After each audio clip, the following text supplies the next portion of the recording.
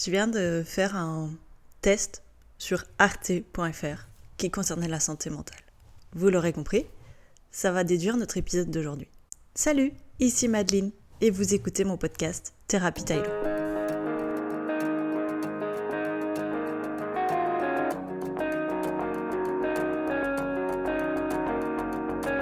Hello la team Taïlo, j'espère que vous allez bien.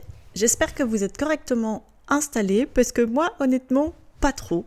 Mais voilà, ça résume un petit peu les péripéties, ma santé mentale des dernières semaines. Et comme vous le savez, c'est la chaîne de la thérapie du bonheur. Et pour la thérapie du bonheur, il faut casser l'entièreté des tabous que cette société nous met en place depuis bien trop d'années. Vous le savez, ça fait quelques semaines maintenant, même plutôt quelques mois, que j'ai changé de magasin et que j'ai aussi upgradé de poste. Alors c'est génial, vous allez me dire, et en effet, sur le papier, c'est génial.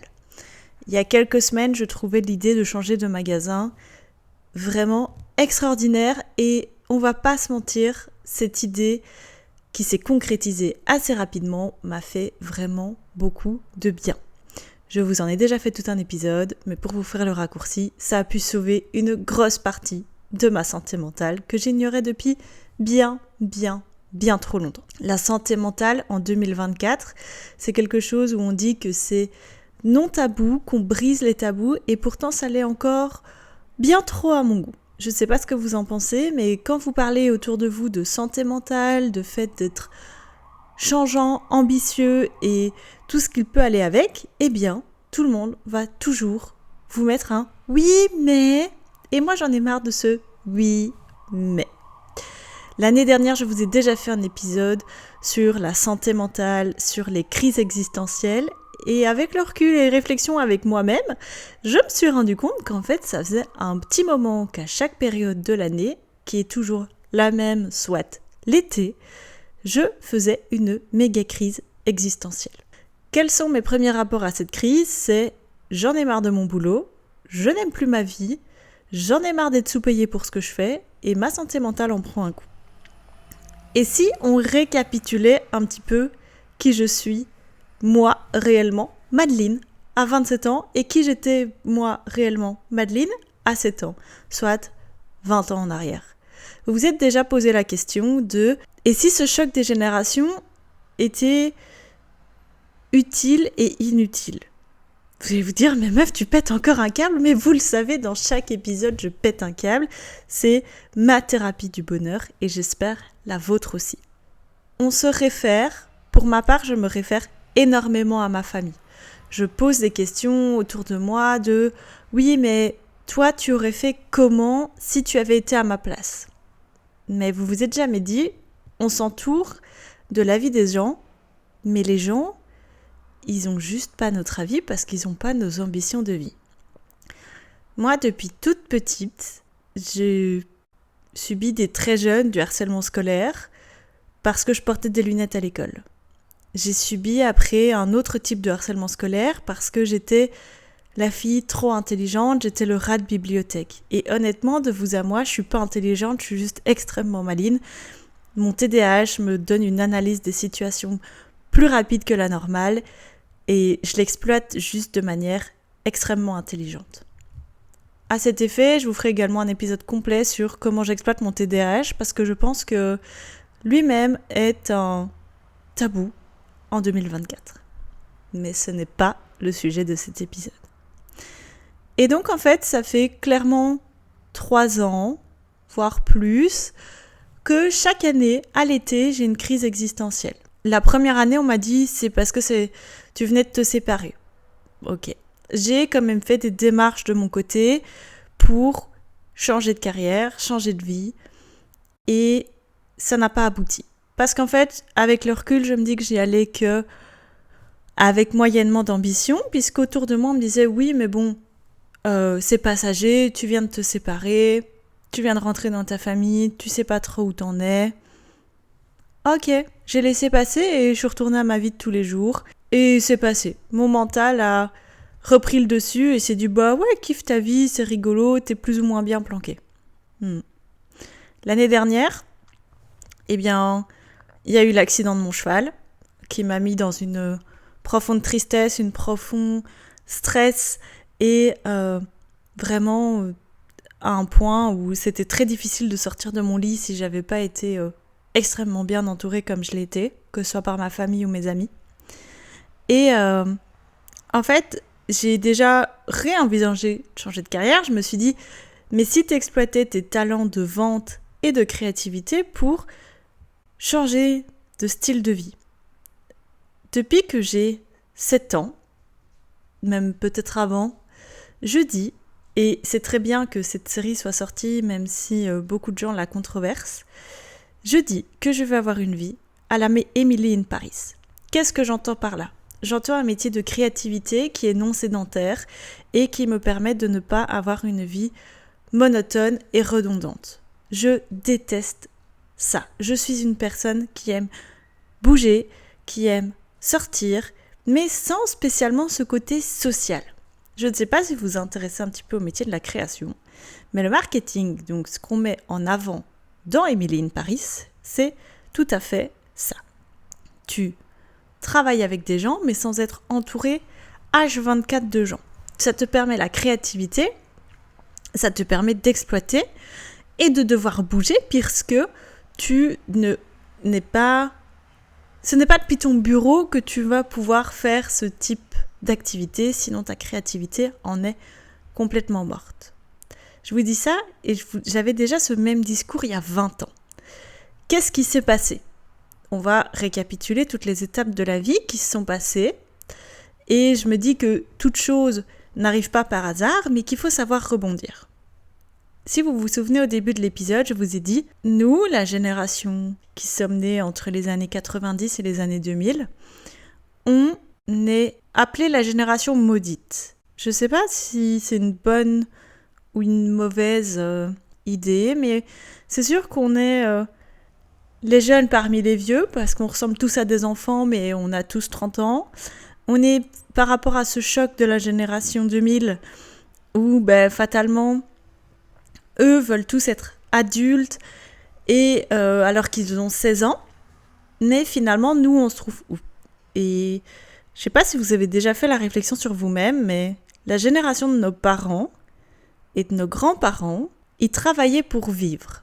C'est quelque chose de réel, c'est-à-dire qu'ils dépendaient de ce travail, de cette rentrée d'argent pour vivre, pour faire vivre leur famille. Et bien sûr, on ne peut pas les léser puisqu'on est tous là grâce à eux, bien évidemment. Mais si on a appelé cette génération maudite, c'est parce qu'on est peut-être le précurseur de ce que tous ceux des années 2000 sont en train de mettre en place. Et ça me dérange pas d'être ce métier de l'ombre, cette génération de l'ombre, parce que, en fait, juste, j'ai envie de vivre. J'ai pas envie que mon travail me permette de vivre. J'ai envie de vivre pour mon travail. J'ai envie que mon travail m'anime et me donne envie d'y aller. Dans mon entourage, il y a énormément de gens de génération passée, plutôt de la génération de mes parents, et de ma génération également, qui me disent « Oui, mais moi, je travaille juste pour avoir une stabilité financière et payer mes factures. » Et je me dis « Mais c'est cohérent, tout à fait, mais c'est triste. Tu t'emmerdes dans ton travail, mais tu te dis juste « Ça paye mes factures, donc c'est bon. » Moi, je le vois pas trop comme ça. Honnêtement, c'est pas la vie que j'ambitionne. Moi, j'ai envie d'une vie palpitante et j'ai envie que, certes, au-delà du côté financier, et en fait, c'est ça le truc, le fond du problème, c'est que je pense qu'à l'heure actuelle, les gens mettent leurs ambitions et leurs qualités de côté juste pour avoir une stabilité financière. Mais vous vous êtes jamais dit, est-ce que je ne serais pas plus heureux si je changeais de carrière et que je gagnais peut-être un peu moins bien ma vie et qu'avec au fil du temps, ça me permettrait de faire mes projets sur le côté, qui peut-être me développeront un salaire supplémentaire.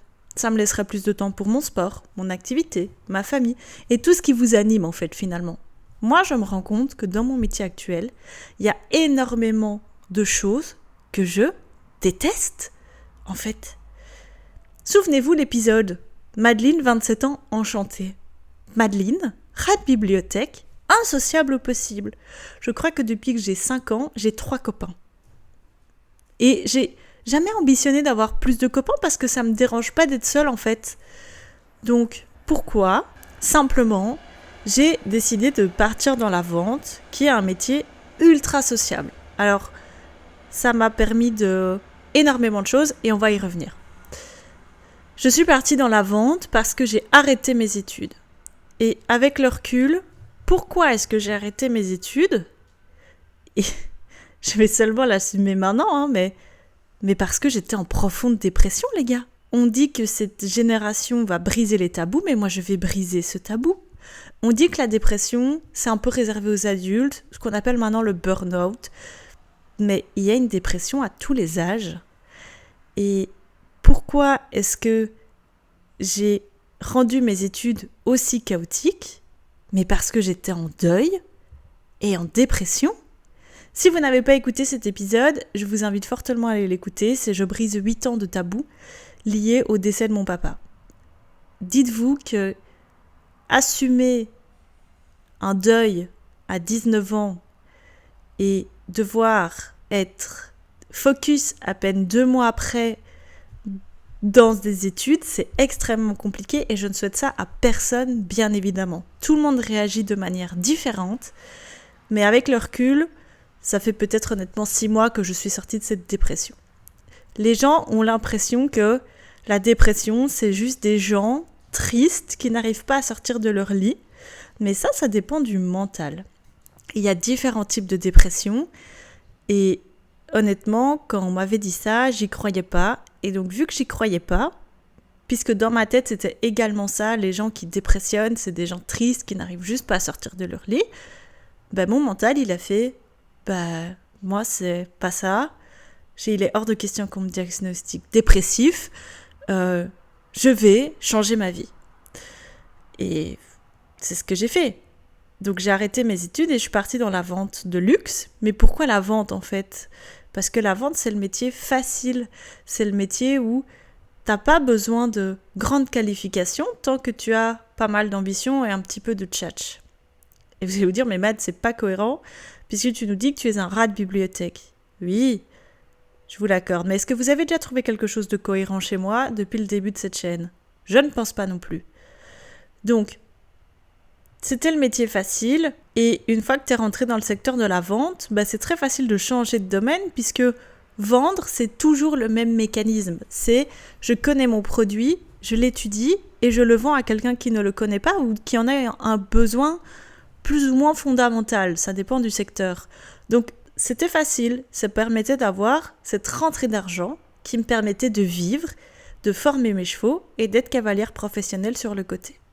Ça, c'était faisable dans le schéma que j'avais mis en place avec mon ex-compagnon où j'avais une rentrée d'argent suffisante pour assumer mes chevaux et où lui assumait tout le reste. Et honnêtement, ça m'allait très bien jusqu'au moment où j'ai eu ma première crise existentielle il y a 5 ans et que j'ai décidé de quitter ce rythme de vie qui ne me convenait pas. Il y avait tout autre chose qui me reste complètement personnel et que je n'exposerai pas sur les réseaux sociaux, mais j'ai déjà cassé une première fois ce schéma de la vie tracée et toute faite que je m'étais mise en place à peine 22 ans.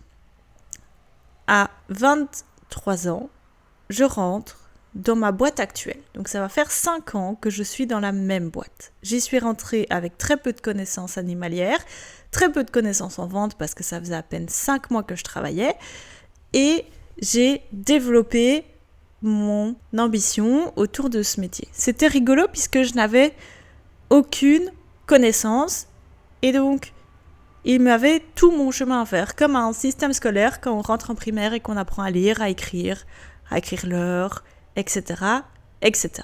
C'était très rigolo. Sauf que, en à peine 5 ans, j'ai tellement ambitionné mon métier que j'ai fait ce que beaucoup de gens font en 10 ans. Alors c'est génial parce que ça veut dire que j'excelle dans mon métier, mais c'est très triste parce que ça veut dire que je m'ennuie maintenant dans mon métier. Je suis passée de vendeuse à gérante de magasin en moins de 5 ans. C'est génial sur le papier, mais qui fait que maintenant, je n'ai plus aucun espoir d'évolution dans cette boîte sans devenir bilingue néerlandais, et je n'ambitionne pas de le devenir parce que ça ne m'intéresse pas. Et donc ça veut dire que théoriquement, selon le schéma de la société actuelle, il me reste 40 ans de carrière. Pendant 40 ans, je devrais faire ce métier. Peut-être dans d'autres boîtes, mais ça voudrait dire que pendant 40 ans qu'il me reste à travailler, je devrais être gérante d'un magasin, peu importe le système, ce que je vends, etc. Donc j'ai d'autres amis dans la vente qui m'ont dit « change de boîte, tu seras bien mieux payé ». Mais changer de boîte pour être mieux payé, pourquoi ? Avoir des horaires encore plus gros ? Ne pas aimer le secteur que je vends, parce que ce que j'ai là encore, c'est que j'aime le secteur que je vends, parce que la cause animale me touche. Mais est-ce que ça suffit ? Moi, j'ai pas envie, je vous le redis, que mon travail me permette de vivre. Je veux que mon travail soit un complément à ce que j'aime faire. Mais si je n'aime plus ce que je fais, pourquoi est-ce que je resterai là-dedans ? Donc ça fait depuis le début de l'été où, je suis de nouveau dans cette crise existentielle où je veux changer de carrière. Mais cette fois-ci, je l'ai un petit peu plus réfléchi. Vraiment, je l'ai un petit peu plus réfléchi. Et je peux pas encore tout vous dire, tout vous en parler parce que c'est pas encore tout à fait concret. Cet épisode sortira bien évidemment courant septembre. Mais voilà. Sachez que je me laisse 3 ans pour changer radicalement de carrière. Je sais pas si j'ai envie d'arrêter l'épisode là, mais ce serait génial. N'ayez pas peur de vos crises existentielles et vous n'êtes pas fous. Parce qu'honnêtement, quand je vois le nombre de gens qui sont tristes dans leur carrière et qui ont juste peur, en fait, de se dire « mais qu'est-ce qui m'attend ?» Ben, vous savez pas ce qui vous attend, mais c'est justement ça qui est excitant. Et en fait, il y a plein de gens qui se disent « moi, je veux pas changer de carrière parce que comment je vais payer ma maison, mon loyer, ma voiture, etc. » Et je comprends et c'est tout à fait légitime. Mais il y a tellement d'alternatives possibles pour changer de métier maintenant que je ne comprends pas pourquoi, en fait, juste, on se bloque. Quand j'entends, c'est « ah, mais tu rentres à 21h, c'est super tard !»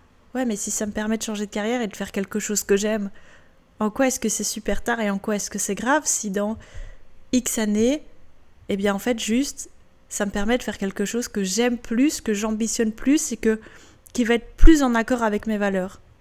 Juste pour le fait d'un côté financier, les gens oublient leurs valeurs et leurs passions et qui ils sont. Et ce n'est absolument pas ce que moi, je veux être. Je veux vivre, je veux être ce multipotentiel et ce multidisciplinaire que j'aime être. J'aime autant être créative que être cette cavalière professionnelle. Et finalement, la convalescence de mon cheval m'a fait énormément de bien parce que ça m'a laissé le temps de réfléchir. Même si ces 2 étés sont extrêmement compliqués psychologiquement, je vais en tirer le positif et je vais me dire il t'aura fallu 3 ans pour prendre la décision, mais tu vas changer de vie, tu vas changer de carrière. Ce qui me fait aussi dire ça, c'est que j'aime pas les gens et que je suis dans un métier où je suis obligée d'être sociable même quand je me fais insulter, parce que ça arrive régulièrement que je me fais insulter. Je suis sur une zone géographique que je déteste. Je n'aime pas la population de là-bas. Je n'aime pas les gens. Ils sont condescendants, ils sont méchants. Et ce qui me bloque aussi, c'est que tu peux avoir n'importe quel statut dans la vente. Tu ne seras jamais qu'un vendeur et tu ne seras jamais valorisé, même si c'est quelqu'un qui n'a plus de dents, qui ne sait pas parler et qui pue le pipi de chat qui te parle en face de toi. Par principe que tu lui vends quelque chose, tu fais un sous-métier même si cette personne ne travaille pas. Et moi, c'est pas ça. Je veux pas être quelqu'un, je veux pas être Céline Dion ou une star multinationale, même si ça pourrait être très cool et très chouette.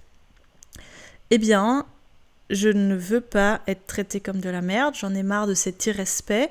Je suis une personne avec mes ambitions, mes valeurs, mes idées, et c'est pas parce que je te vends des croquettes pour chat que je suis quelqu'un de moins bien que toi.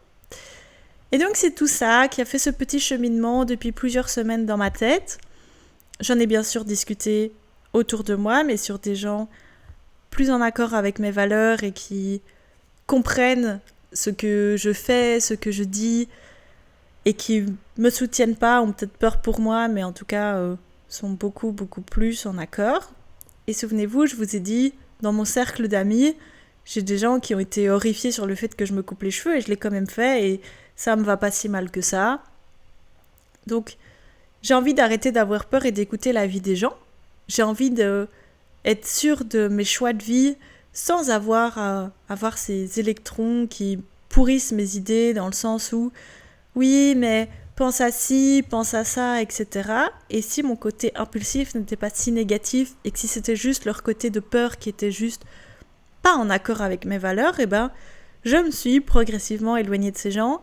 Et oui, je suis plus seule qu'avant, mais c'est pas grave parce que j'ambitionne la vie que j'aurai la vie que je rêve parce que mes rêves connaissent le chemin et je vais tout mettre en place pour y arriver. Et le dernier point qui me bloque dans mon métier actuel et qui fait que je n'ai plus envie d'être là-dedans, c'est que j'ai pas de temps pour mes chevaux et pour réaliser ce que j'aime. Je vais pas vous dire que c'est pas grave de faire des 8-21 parce que c'est mon rythme, mais ça ne devrait pas l'être en fait.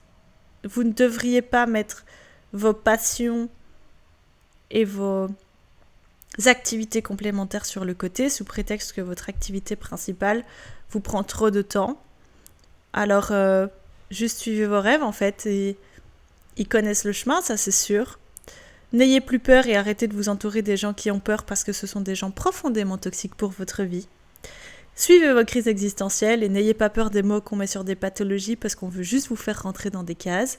Les crises existentielles, elles ne sont pas là pour rien. Et n'ayez pas peur de les suivre et de les écouter. Vous êtes les seuls à savoir ce qui est bon ou mauvais pour vous. Et dites-vous que votre conscient et le chemin de vie vous met toujours les bonnes personnes au bon moment sur votre chemin. On se retrouve très bientôt pour un nouvel épisode et je vous fais plein de grands bisous. Ciao!